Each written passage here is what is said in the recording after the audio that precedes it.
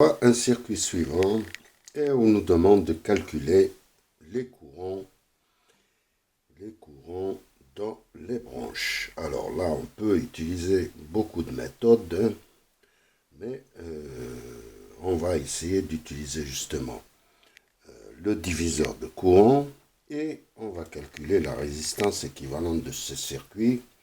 Et puis après, on pourra calculer les courants utilisant, s'il le faut, le diviseur de courant. Alors, la première des choses, on a ici un triangle, on peut le transformer en étoile. Voilà, ça va nous simplifier les calculs. Donc, ça, c'est une étoile. Et on aura R6' ici, R5' ici, et R4' ici. Voilà comment calculer ça.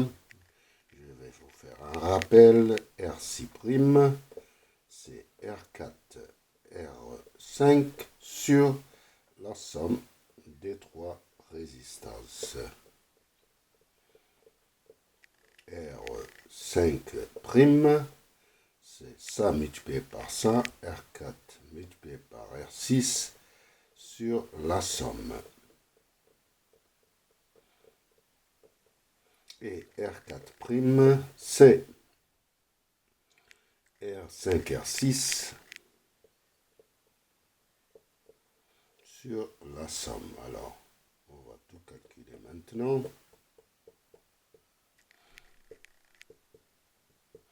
R4, R5, R4, R5, R4, R5. Donc on a 400 multiplié sur 100. Donc c'est 400. Non. Oui, c'est 400. C'est 4 ohms. Maintenant, R4, R6. R4, R6, c'est 40 multiplié par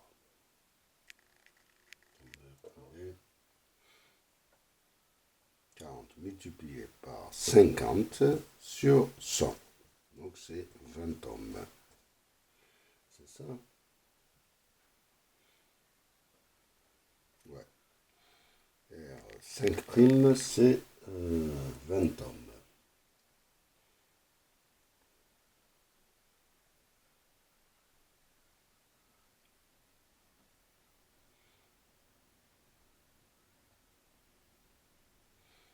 Attendez, c'est R6', R4, ça c'est R6, R6, R5, donc c'est R6', c'est ici, R6', c'est bien ça, et R5', c'est ça, oui, voilà, c'est R5', voilà, maintenant on est bon, R6, R5, c'est 10 multiplié par 50 sur 100, donc c'est 5 ohms. Voilà, on a calculé. On a calculé R6', c'est 4 ohms. On a calculé R5', c'est 20 ohms. Et R4', c'est 5 ohms. On va se rappeler de tout ça. Et maintenant, on va changer un peu le circuit. Donc, le circuit qu'on a maintenant, c'est on a R2, R1, R1, R2, on a R3 ici, on a R5', R5', voilà, R2 qui sont en parallèle, non, non, non, non, non, R5' c'est en haut, R5' c'est ici, il est branché ici, R5', ça et ça sont en parallèle, voilà, R3, puis R6' ici, et puis on a R5' et on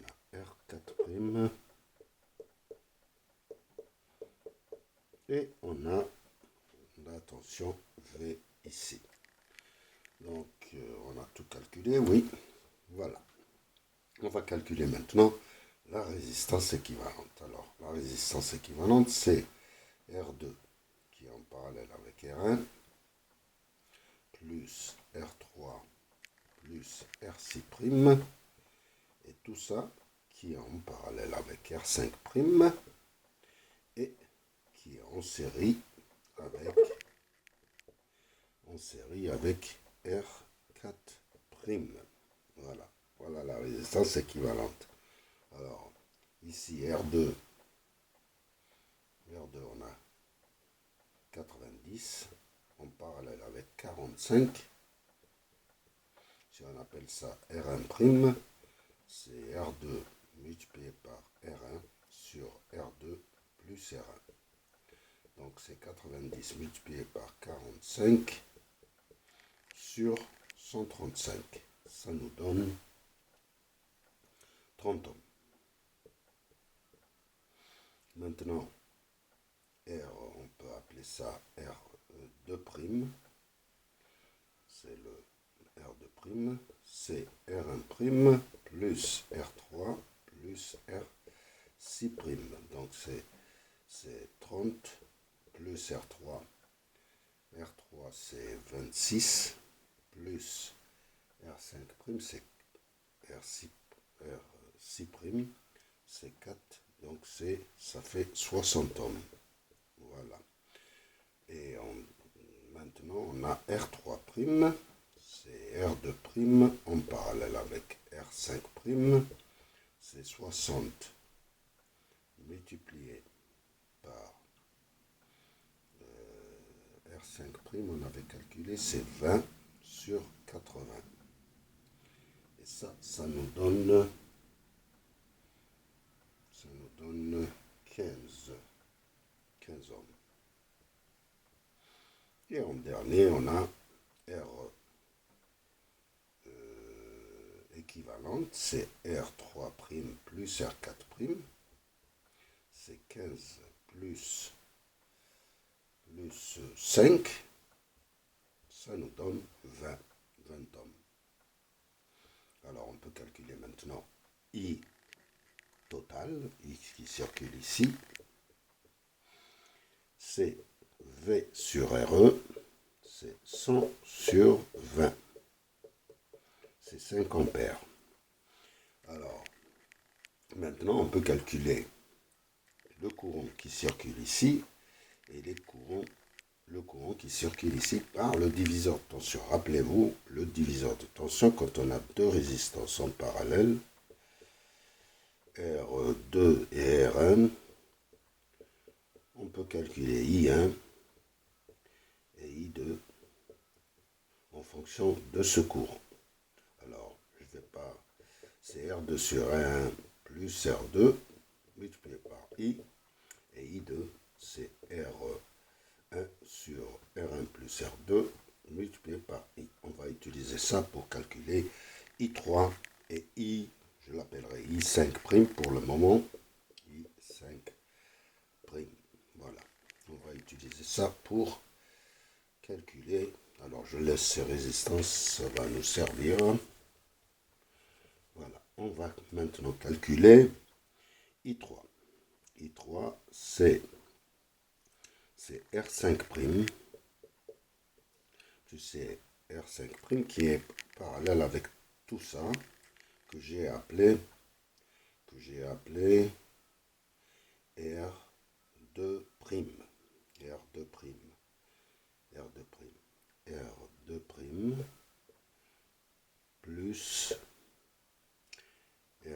plus R5' multiplié par le courant total.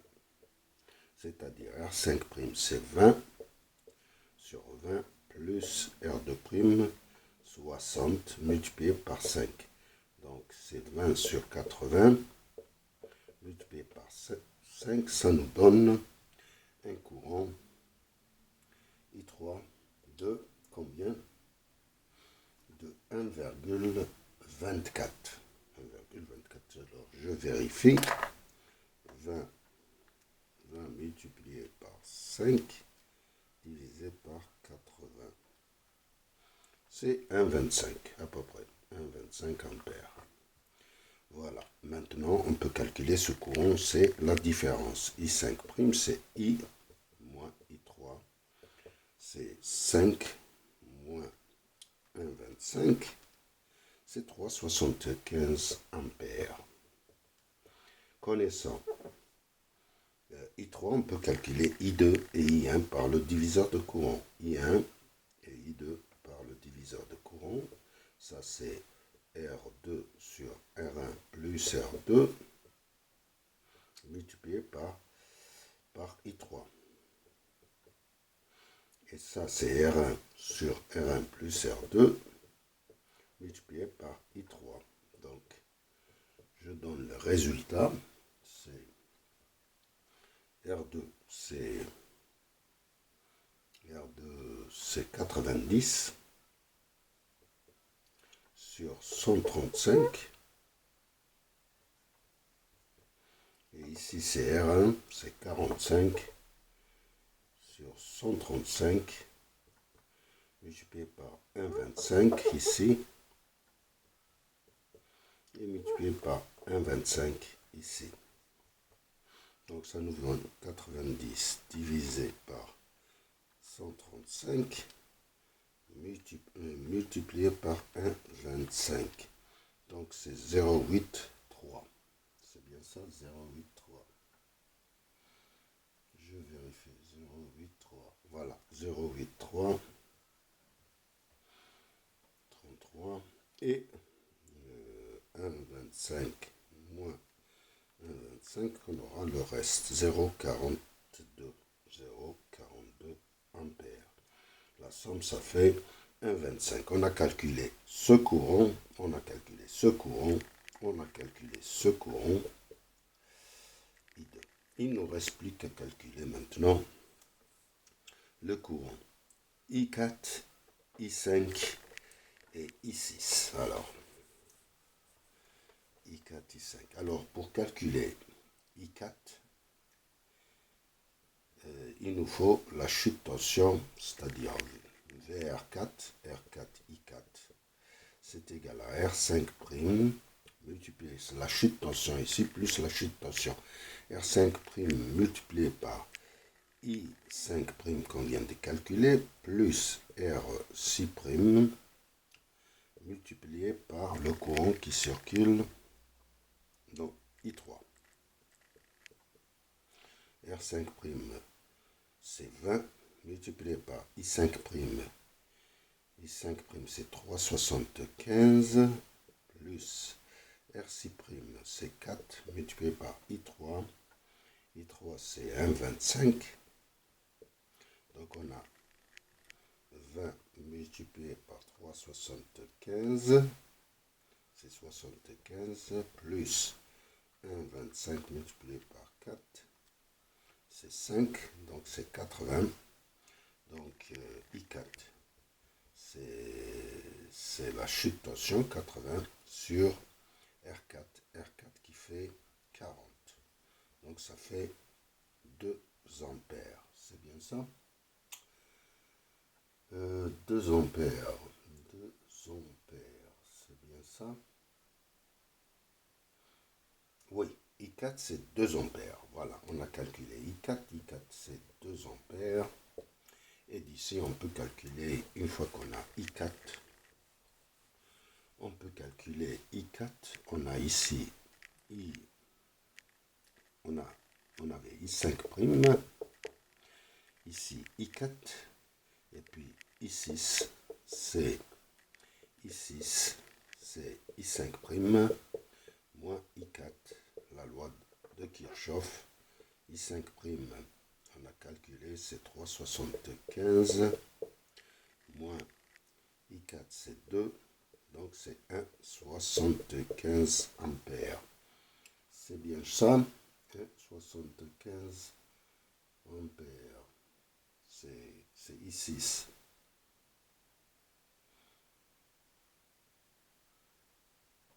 Où est-ce qu'on a calculé I6? Alors, c'est 3,75. C'est 1,75. Il ne nous reste plus qu'à calculer I5. On a I6. On a I4. On a I3. Alors ici, on a I5 qui doit être égal. I5 qui doit être égal. Dans ce nœud, c'est I4 plus I3. Donc I4, on l'avait calculé, c'est 2 plus I3. I3 c'est 1,25. Donc c'est 3,75 ampères. C'est 3,25. 3,25 ampères. Alors, et I6 plus I5, ça doit faire 5 ampères. Voilà, on a tout calculé et je vous remercie de votre attention.